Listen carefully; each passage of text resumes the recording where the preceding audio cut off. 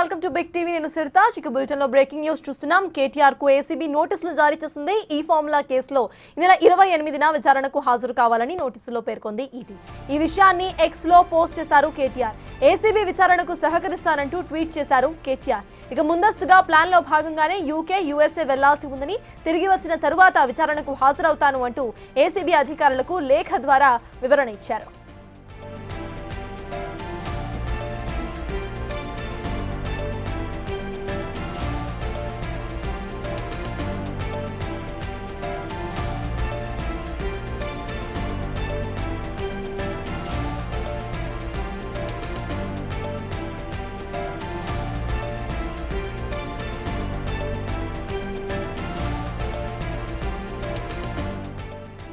కేటీఆర్ కు ఏసీబీ నోటీసులు జారీ చేసింది. దీనికి సంబంధించిన పూర్తి updates to my associate input editor Nagesh అందించడానికి సిద్ధంగా ఉన్నారు.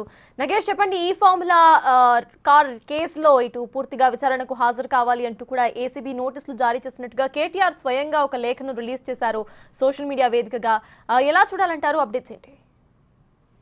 కేటీఆర్ కు ఇది రెండోసారి నోటీసులు ఇవ్వడం. ఇంత ముందు 2 నెలల క్రితం ఏసీబీ ముందు కేటీఆర్ అటెండ్ అయ్యారు. ఈ ఫార్ములా కార్ రేస్ కు సంబంధించిన అవకతవకల వ్యవహారంలో ఇంత ముందే అటెండ్ అయ్యారు. ఉదయం నుంచి సాయంత్రం వరకు, అంటే ఉదయం 9 గంటల నుంచి సాయంత్రం 6 గంటల వరకు ఏసీబీ ఒక్కసారి విచారించింది. మళ్ళీ విచారణకు రావాలని చెప్పి నోటీసులు పంపించిందని చెప్పి కేటీఆర్ఏ స్వయంగా తన ఎక్స్ వేదికగా పేర్కొన్నాడు. తనకు నోటీసులు ఏసీబీ ఇచ్చింది. ఒక చట్టబద్ధమైన పౌరుడిగా ఈ కేసు పూర్తిగా రాజకీయ వేధింపులు మాత్రమే అయినప్పటికీ ఖచ్చితంగా ఏజెన్సీలతో సహకరిస్తానని చెప్పి తను ఎక్స్ వేదికగా తను పేర్కొన్నాడు.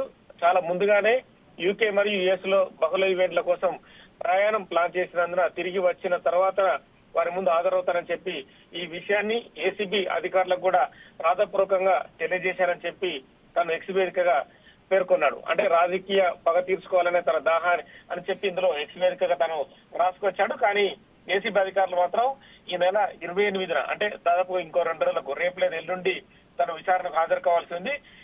ఈ ఫార్ములా కార్ రేస్ కు సంబంధించి ఇప్పటికే గతంలోనే హెచ్ఎండిఏ కమిషనర్ దానకిషోర్ కంప్లైంట్ ఇచ్చారు. ఇందులో అవకతవకలు జరిగాయి. హైదరాబాద్ నడిబొడ్డున ఈ ఫార్ములా కార్ రేసింగ్ జరపడం వల్ల ప్రభుత్వానికి జరిగిన నష్టం, అప్పుడు ఆర్బీఐ కూడా తెలంగాణ ప్రభుత్వం కట్టిన ఫైన్ ఏదైతే ఉందో ఆ ఫైన్ వ్యవహారము, ఓవరాల్ గా ఈ ఫార్ములకు సంబంధించి ఆ కంపెనీ తప్పుకోవడంతో పెద్ద ఎత్తున తెలంగాణ ప్రభుత్వం నష్టపోయింది. ఆ డబ్బులు కూడా ఆర్బీఐకి చెల్లించి ఆ కంపెనీతో సెటిల్ చేసుకోవాల్సి వచ్చిందన్న విషయాన్ని కూడా తను రాతపూర్వకంగా ఇచ్చిన ఫిర్యాదులు పేర్కొన్నాడు.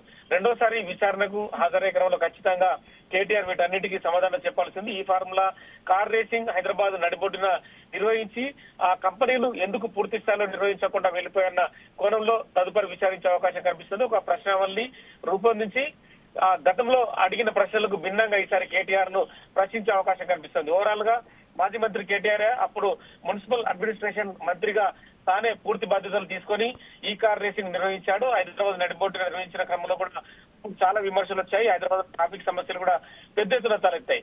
కానీ హైదరాబాద్ బ్రాండ్ పెరుగుతుందని చెప్పి అప్పుడు చెప్పారు. కానీ బ్రాండ్ పెరగడం కాదు, పూర్తిగా ఆర్బీఐతో పాటు ఆ కంపెనీ వెళ్ళిపోవడంలో కూడా పెద్ద ఎత్తున నష్టం జరిగిందనేది కూడా ప్రభుత్వం ఆరోపిస్తుంది. ఈ క్రమంలోనే దానకిషోర్ కూడా తన ఫిర్యాదులో ఇవే విషయాలు పేర్కొన్నాడు. వాటన్నిటికీ కూడా ఖచ్చితంగా కేటీఆర్ సమాధానం చెప్పాల్సి ఉంటుంది. ఇప్పటికే ఈ ఫార్ములా కార్ రేస్ కు సంబంధించి గతంలో చాలా మంది ఈ ఫార్ములా కారు సంబంధించిన కంపెనీలు కూడా అటెండ్ అయ్యాయి.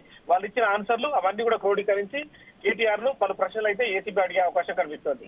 Right, thank you Nagesh. So మొత్తానికి ఇటు ఏసీబీ కేటీఆర్ కు నోటీసులు జారీ చేసింది. ఈ కార్ ఫార్ములా రేస్ కు సంబంధించిన కేసుకు సంబంధించి ఇటు ఏసీబీ నోటీసులు ఇచ్చింది. దీనికి సంబంధించి కేటీఆర్ ఇటు సోషల్ మీడియా వేదికగా రెస్పాండ్ అవుతూ ఒక లేఖను రిలీజ్ చేశారు. తనకు ముందస్తుగా ఉన్న ప్లాన్స్ ప్రకారం యూఎస్ఏ, యూకే కు వెళ్లాల్సి వస్తోంది. ఆ తర్వాత ఖచ్చితంగా విచారణకు హాజరవుతాను అంటూ కూడా కేటీఆర్